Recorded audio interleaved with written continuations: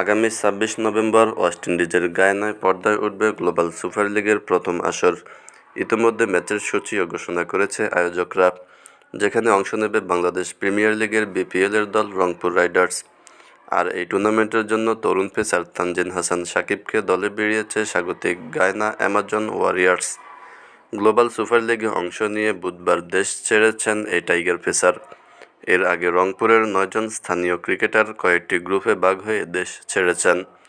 চোটের কারণে এই আসরে সাকিবের খেলা নিয়ে এতদিন অনিশ্চয়তায় ভুগেছিলেন সাকিব, কিন্তু গত সোমবার ফিটনেস টেস্ট দিয়ে সেই অনিশ্চয়তা দূর করেছেন তিনি, যার ফলে বিসিবির কাছ থেকে এই লিগে খেলার অনুমতি পান সাকিব।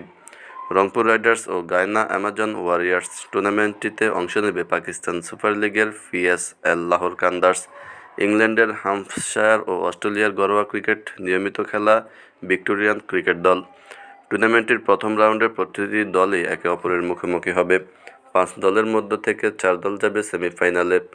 এরপর আগামী ৭ ডিসেম্বর হবে টুর্নামেন্টের ফাইনাল।